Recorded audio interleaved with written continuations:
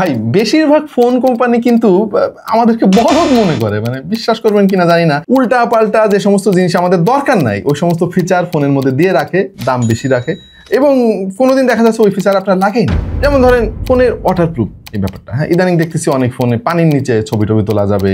এটা কি আসলে অনেক দরকার? মানে এর জন্য কি আপনি একটা ফোনের দাম 10-15 হাজার টাকা বেশি দিবেন? কোনো প্রয়োজন আছে? হ্যাঁ ঠিক আছে, মানে কখনো কখনো অ্যাক্সিডেন্টালি পড়ে গেলে তো ওয়াটারপ্রুফ সাপোর্ট লাগতেই পারে, বাট আমার কাছে না এত বেশি দরকার মনে হয় না। এরকম আরো অনেক জিনিস আছে মানে আমাদেরকে ভুং ভাং বোঝাই দিয়ে আর কি বেশি লাভ করার পায় তারা করে আর কি। হ্যাঁ আমি নিজেও তো একসময় ভাবতাম যে ফোনের র্যামই সব থেকে বেশি, কারণ ফোনের দোকানে গেলে সেলসম্যান দেখবেন আপনারা বোঝাবে যে প্রসেসর আবার এটা কি জিনিস, ধুর ওটা লাগে নাকি ফোনে, র্যাম এবং রমই সবচাইতে বেশি। আমাদের এই ফোনে রয়েছে 16 GB র্যাম, প্রসেসর হচ্ছে মিডিয়াটেকের G35, এরকম একটা ব্যাপার। এনিওয়ে চোখ এবং কান একটু যদি আপনি খোলা রাখেন তাহলে আপনাকে আর কেউ বোকা বানাতে পারবে না। আসসালামু আলাইকুম প্রিয় দর্শক, সবাইকে স্বাগত জানাচ্ছি খুবই ইম্পর্টেন্ট একটা ভিডিওতে। 2025 সালে এসে স্মার্টফোন কেনার আগে কোন কোন জিনিস আপনার একটু মাথায় রাখতে হবে। আপনি যদি এই টিপস অ্যান্ড ট্রিক্সগুলো একটু ফলো করেন তাহলে আপনাকে আর কোনো ফোন কোম্পানি বোকা বানাতে পারবে না। দেখছেন আপনাদের ভালোবাসার চ্যানেল টাইনা টুনা পাস ভাই, সঙ্গে আমি রয়েছি ওয়াহিদ। আর স্মার্টফোনের বেশ কিছু ক্যাটাগরি আছে, মানে আমরা খেয়াল করে দেখেছি যে যত স্মার্টফোন ব্যবহারকারী আছে আমাদের মধ্যে, এর মধ্যে মোটা দাগে কয়েকটা ক্যাটাগরি রয়েছে। এর মধ্যে ধরেন একটা ক্যাটাগরি রয়েছে বড় লোক ভাই, মানে তাদের টাকা পয়সার অভাব নাই, তাদের তো যেহেতু বাজেট নিয়ে কোনো সমস্যা নাই, ফোন মানে একটা সবচেয়ে সেরা ফোন দরকার তার কি, লইয়া আয় বেড়া, মানে টাকা পয়সা নিয়ে কোনো চিন্তা করার দরকার নাই। অনেকটা আবার মানে 2 নম্বরে টাকা পয়সাও আছে, এরাই মূলত এসব খোঁজখবর রাখে না আর কি। এখন আমরা যারা আর কি গরিব মানুষ, প্রত্যেকটা পয়সা আমাদের হিসাব করে খরচ করা লাগে, তাদের ব্যাপারটা একটু আলাদা। আরেকটা ক্যাটাগরি আছে স্টুডেন্ট, হ্যাঁ এদের বাজেট কম, এদের একটু ভালো ফোন দরকার হয়, হ্যাঁ তাদের ব্যাপারে আলাপ করবো। এর মধ্যে আবার এক শ্রেণী আছে যারা মোবাইলের ফটোগ্রাফির ব্যাপারে এনথুসিয়াস্ট, হ্যাঁ এদের চাহিদা আবার আলাদা। রয়েছে ব্যবসায়ী অথবা জব হোল্ডার, এদের ফোনের রিকোয়ারমেন্ট তো আলাদা, আপনারা সবাই জানেন। এবং বড় একটা সংখ্যা আছে গেমার, গেম ছাড়া তারা কিচ্ছু বোঝে না, 3 বেলা ভাত খাওয়ার বদলে তাদের গেম খেলতে দিলেও তারা খুশি। আর একটা ক্যাটাগরি আমি বানাইছি, তাদের নাম হচ্ছে হেভি ইউজার। এরা যে কোন ক্যাটাগরির মধ্যে পড়ে সেইটাই খুঁজে পাওয়া খুব মুশকিল। মানে ঘুম থেকে ওঠার পর থেকে শুরু করে ঘুমানো পর্যন্ত আর কি তাদের একটাই কাজ, মানে ফোন টেপাটেপি করা আর কি। আমাদের মা বোনেদের একটা ক্যাটাগরি কিন্তু আছে, হ্যাঁ তারা আসলে গেমিং টেমিং বা ফোনের স্পেক নিয়ে অত বোঝে না, ছবি তুলবে এবং মুখের দাগ টাক সব মানে হাওয়া করে দিবে, আটা ময়দা লাগাই দিবে। এই শ্রেণীর কিছু রাগ করেন না আর কি, মা বোনরা কেউ যদি দেখে থাকেন এই ভিডিও, আছে এরকম একটা ক্যাটাগরি। এবং রয়েছে সিনিয়র সিটিজেন, আমাদের বাবা মায়ের জন্য আমরা তো ফোন কিনি, তাদের রিকোয়ারমেন্ট কিন্তু আলাদা। আজকের ভিডিওতে সব শ্রেণীর ক্রেতাদেরকে একটু বেসিক আইডিয়া দেওয়ার আমি চেষ্টা করব। প্রথমেই বড় লোকদের ফোন নিয়ে আলাপ করি। বেসিক্যালি যেহেতু বাজেট কোনো লিমিটেশন নাই, ফ্ল্যাগশিপ ফোনগুলো তারা ইজিলি কিনতে পারেন। সো ফ্ল্যাগশিপ ফোনের মধ্যে ধরেন আইফোন 16 Pro Max, সামনে আসতেছে 17 Pro Max বা Samsung Galaxy S25 Ultra, Vivo X200 Ultra, এরকম ফোনের তো অভাব নেই মার্কেটে। এইসব ফোনে মোর আর লেস সবই থাকে আর কি, মানে একটা ফোন কোম্পানির সবচাইতে সেরা জিনিসগুলো একটা ফ্ল্যাগশিপ ফোনে থাকে। সো বাজেট নিয়ে যেহেতু সমস্যা নেই, আপনারা এই ফ্ল্যাগশিপ ফোনগুলো কিনতে পারেন। আপনাদের কোনো সাজেশন দিতে পারতেছি না, দুঃখিত। পরের ক্যাটাগরি স্টুডেন্ট। হ্যাঁ ভাই, ছাত্ররাই আমাদের ভবিষ্যৎ এবং তারা ফোন ব্যবহার করে, টাকা পয়সা কম, বাবা মা টাকা পয়সা দিতে চায় না, বহুত কাহিনী করে সেমিস্টার ফি এটা সেটা, গ্রুপ ট্যুর হাবিজাবি এগুলো বলে টলে টাকা পয়সা আর কি নেওয়া লাগে ধান্দা করে। এরপরে এমন একটা ফোন তাদের দরকার যেন এই ফোনটা better value for money provide করে। সো স্টুডেন্টদের আমি হিসাব করে দেখেছি 20 থেকে 30 হাজার টাকার মধ্যে ফোনের বাজেট থাকে এবং তাদের নজর দেওয়া উচিত ব্যাটারি ব্যাকআপের উপরে, ডিসপ্লের রিফ্রেশ রেটের উপরে। অবশ্যই অ্যামোলেড ডিসপ্লে হলে কিন্তু বেস্ট হয়। ইদানিং কিন্তু 20 হাজার টাকায়ও অ্যামোলেড ডিসপ্লে পাওয়া যাচ্ছে। ইভেন কিছু কোম্পানি তো ভাই 13-14 হাজার টাকায়ও অ্যামোলেড ডিসপ্লে দিচ্ছে, সঙ্গে আবার 120 হাজার রিফ্রেশ রেটও দিচ্ছে। হ্যাঁ ব্যাটারি একটা ফ্যাক্ট, কারণ হচ্ছে ফোনের লম্বা ব্যাকআপ যদি আপনি না পান তাহলে আপনার জন্য একটা প্যারার কারণ হয়ে যেতে পারে। এটা মোটামুটি সব শ্রেণীর ক্রেতাদের জন্য। এবং একসময় স্ন্যাপড্রাগন কিন্তু খুবই মানে কি বলবো রিলায়েবল এবং ট্রাস্টেড ছিল এবং আমরা সবাই বলতাম যে লং টার্মের জন্য স্ন্যাপড্রাগনের প্রসেসরগুলো সেরা। বাট আজকাল মিডিয়াটেক কিন্তু ভালো চিপসেট বানাচ্ছে, যেমন G100 বা G100 Ultra বা G200 মার্কেটে চলে আসছে।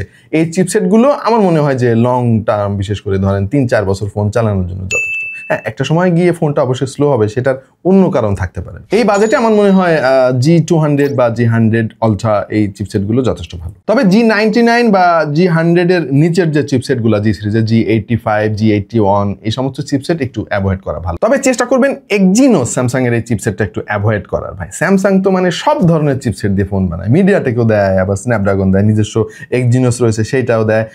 এক্সিনোসের লং টার্মে পারফরমেন্স খুব একটা ভালো না, প্রচুর রিপোর্ট আমরা পাইছি। মোবাইল ফটোগ্রাফি এনথুসিয়াস্ট যারা, তারা খেয়াল রাখবেন ক্যামেরাতে অবশ্যই যেন একটা আল্ট্রাওয়াইড সেন্সর থাকে এবং টেলিফটো লেন্স থাকে। আর সোনির সেন্সর ব্যবহার করা ফোনগুলো কিন্তু ছবি ভালো আসে, আপনারা সবাই সেটা জানেন। ইদানিং স্যামসাং এর অনেক সেন্সর আমরা দেখতে পাচ্ছি মিড রেঞ্জের ফোনগুলোতে, বাট আমি পার্সোনালি প্রিফার করি সোনির সেন্সরগুলো। IMX8 এর পরে যে সিরিজগুলো আছে মার্কেটে, আমার মনে হয় কম দামে বেশ ভালো ভ্যালু ফর মানি প্রোভাইড করবে। এবং পাশাপাশি অন্য সব জিনিস আপনাকে মাথায় রাখতে হবে, যেমন ফোনের ব্যাটারি যেন ভালো হয়, ডিসপ্লেটা যেন অবশ্যই অ্যামোলেড হয়, এবং ব্যাটারি ব্যাকআপ তার সঙ্গে চার্জিং স্পিড যেন কমপক্ষে 45 ওয়াট হয়। আর ফোনের যে চিপসেটটা থাকবে মিনিমাম 6 ন্যানোমিটার যেন হয়, কারণ এর বেশি হয়ে গেলে তখন ব্যাটারি আবার অনেক বেশি ড্রেন করবে এবং ভিডিওগ্রাফির সময় বা ছবি তোলার সময় ফোন অনেক গরম হয়ে যাবে। জব হোল্ডার অথবা যারা ব্যবসা বাণিজ্য করেন, তাদের ভাই এত টাইম নাই গেমিং করার বা ছবি টবি তোলার। হ্যাঁ, তারা আসলে লম্বা সময় ধরে ফোনটা ব্যবহার করতে চায়, ফোনে অনেক দরকারি কাজ করতে হয়, এবং ছবি টবি তারা কখন তোলে জানেন? যখন কোনো একটা ভিজিটিং কার্ডের ছবি তুলতে হয় বা কোনো একটা ইনভয়েস, এসি ডকুমেন্ট, এটা সেটা হাবিজাবি। সো ক্যামেরাটা অনেক বেশি ইম্পর্টেন্ট তাদের জন্য না। তারপর আমার মনে হয় মিনিমাম 50 মেগাপিক্সেলের সেন্সরের একটা ক্যামেরা সেটআপ থাকা উচিত, কিন্তু ব্যাটারি ব্যাকআপটা অনেক বেশি হওয়া উচিত, সেই সঙ্গে চার্জিং স্পিডটাও যেন অনেক বেশি হয়। আপনি আজকাল 30 থেকে 40 হাজার টাকার মধ্যে 80 ওয়াটের চার্জিং স্পিডের ফোনও পেয়ে যাবেন মার্কেটে। গেমার রয়েছে আমাদের ক্রেতাদের বড় একটা অংশ, এবং তাদের আসলে ছবি টবি অত বেশি তোলার দরকার হয় না। তবে গেমিং ফোন কেনার আগে কিছু ব্যাপার একটু খেয়াল রাখবেন। কিছু ফোন আছে যে খুবই পাওয়ারফুল, সব ঠিক আছে, কিন্তু গেমারদের জন্য বিশেষ কিছু নাই। হ্যাঁ, বাট যে ফোনগুলো শুধুমাত্র গেমারদের টার্গেট করে বানানো হয়, দেখবেন যে এক্সট্রা কিছু ফ্যাসিলিটিস থাকে, যেমন ফোনের দুই পাশে ট্রিগার থাকতে পারে বা চিপসেটটা বিশেষভাবে ডিজাইন করা থাকতে পারে।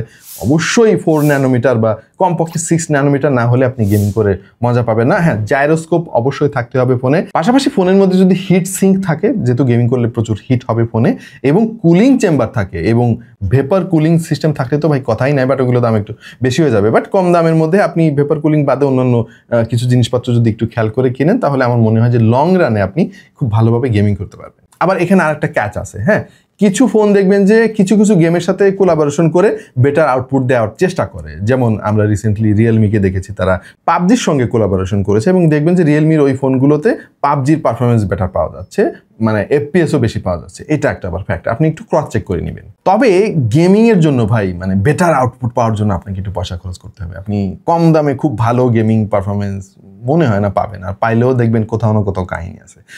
ZTEর নোভিয়ার বেশ কিছু গেমিং ফোন আছে, রিসেন্টলি আমরা কাজ করেছি সেসব ফোন নিয়ে। তার মধ্যে ভেপার কুলিং আছে ভাই, মানে ফোনের এক দিক দিয়ে বাতাস বের হয়ে অন্য দিক দিয়ে বের হবে, এবং ওর ভেতরে যে একটা ডেডিকেটেড ফ্যান আছে, সেই ফ্যান কিন্তু প্রসেসরটাকে সবসময় ঠান্ডা রাখবে। আসুসের আরও যে সিরিজের বেশ কিছু ফোন আছে এরকম। সো আপনি যদি বেশি টাকা খরচ করতে পারেন তাহলে ভালো জিনিস পাবেন, এটাই স্বাভাবিক। সিনিয়র সিটিজেন আমাদের মধ্যে প্রচুর ক্রেতা রয়েছেন যারা বাবা মার জন্য ফোন কিনতে চান। আমাদের বাবা মাদের আসলে তারা যেহেতু গেমিং করে না, অনেক বেশি ছবিও তোলে না, তাদের জন্য দরকার হচ্ছে লম্বা ব্যাটারি ব্যাকআপ, এবং যাতে ইউজার ফ্রেন্ডলি হয় ইউআইটা, এই জিনিসটা আপনি একটু খেয়াল রাখবেন।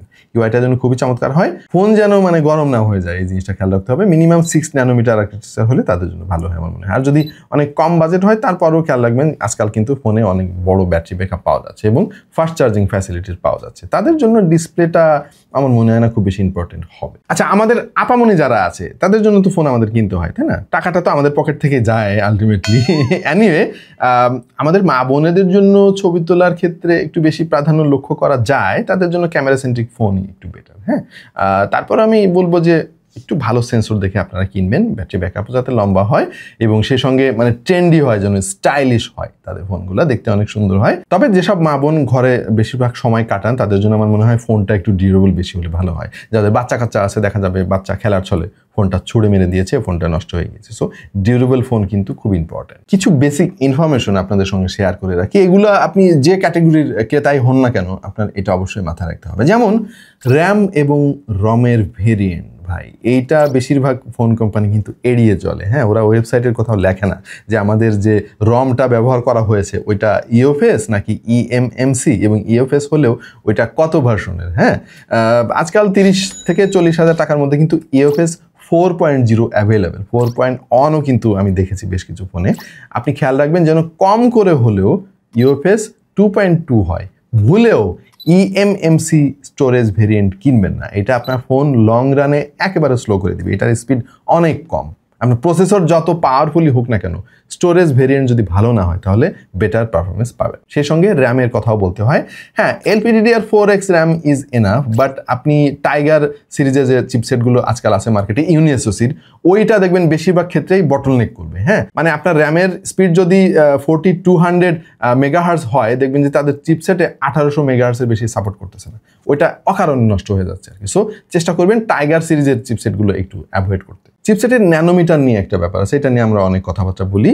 ন্যানোমিটার যত কম হবে, মানে চিপসেট মানে ট্রানজিস্টরের সাইজ কিন্তু তত ছোট এবং তত পাওয়ার এফিসিয়েন্ট, ব্যাটারির উপরে চাপ অনেক কম হবে এবং ফোনটা অনেক লম্বা সময় ধরে আপনি ব্যবহার করতে পারবেন। সো বাজেট ভেদে আপনি মিনিমাম 6 ন্যানোমিটার রাখার চেষ্টা করবেন। হ্যাঁ, আজকাল 3 ন্যানোমিটার চিপসেটও কিন্তু মার্কেটে অ্যাভেলেবেল। ফোনের রিফ্রেশ রেট এটা কিছু কিছু ক্ষেত্রে আমার কাছে একটু গিমিকি মনে হয়। বিশেষ করে অনেক কোম্পানি দেখবেন যে HD+ ডিসপ্লে দিচ্ছে, হ্যাঁ, আবার রিফ্রেশ রেট দিয়ে রাখছে 120 হার্জের। এইটা ইউজলেস। হ্যাঁ, ফুল HD মিনিমাম হতে হবে আপনার ফোনের রেজুলেশন, এবং রিফ্রেশ রেট কমপক্ষে 120 হার্জ হওয়া উচিত।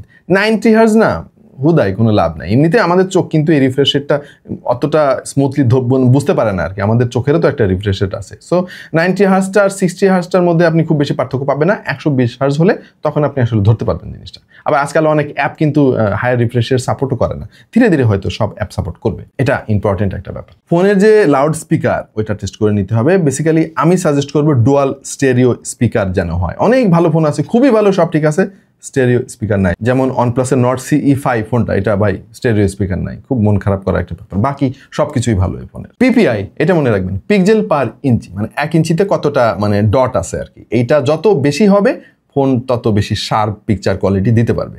নর্মালি HD+ ডিসপ্লেতে দেখবেন যে 200 থেকে 250-এর মধ্যে থাকে, এটা খুবই বাজে ভাই। মানে একটু ফোন কাছে নিয়ে দেখতে গেলে দেখবেন যে ডটগুলো দেখা যাচ্ছে। হ্যাঁ, সো PPI 350-এর উপরে থাকা উচিত, তাহলে একদম শার্প পিকচার কোয়ালিটি আপনি পাবেন। অনেক ফোনের সার্টিফিকেশন থাকে, মিলিটারি গ্রেডের সার্টিফিকেশন, এইটা আদৌ খুব বেশি যে কাজ করে তা না ভাই। আমার অনেক ফোন আছে ডিসপ্লেতে প্রোটেকশন আছে, গরিলা গ্লাস, এইটা সেটা, কিন্তু ভাই হাত থেকে একবার পরে ভেঙে গেছে। সো এইটার চাইতে বেশি ইম্পর্টেন্ট হচ্ছে ফোনটা আপনি নিজে একটু প্রোটেক্ট করে রাখবেন, ভালো একটা ডিসপ্লে প্রোটেক্টর লাগায় রাখবেন, ব্যাক কভার ইউজ করবেন। কিন্তু ব্যাক কভার ইউজ করারও অনেক কাহিনী আছে ভাই।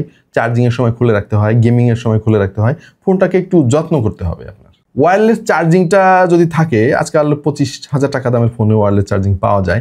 এই জিনিসটা যদি আপনার ফোনে থাকে, এক্সট্রা কিছু বেনিফিট আপনি পাবেন। যেমন যাদের ঘন ঘন টেবিলে ফোন রাখতে হয়, আবার কথা বলতে হয়, আবার মেসেজ চেক করতে হয়, রাখতে হয়, তাদের যদি টেবিলে একটা ওয়্যারলেস চার্জিং প্যাড থাকে, তাহলে ফোনটা আপনি প্যাডের উপরে রাখেন, ও একা একা চার্জ হতে থাকবে, খারাপ না ব্যাপারটা। তবে এই জিনিসটা না থাকলেও যে অনেক বেশি ক্ষতি হয় সেটাও না। এখন আপনাকে ডিসাইড করতে হবে যে ওয়্যারলেস চার্জিং এর জন্য যদি আপনাকে অতিরিক্ত খরচ করতে হচ্ছে, দরকার নাই এটার। সো আজকে আমরা আপনাদেরকে বেসিক কিছু আইডিয়া দেওয়ার চেষ্টা করলাম, আশা করছি আপনাদের অনেকের কাজে আসবে। এরকম ভিডিও আরও যদি দেখতে চান, সাবস্ক্রাইব করতে পারেন টেক টু দ্য পয়েন্টে।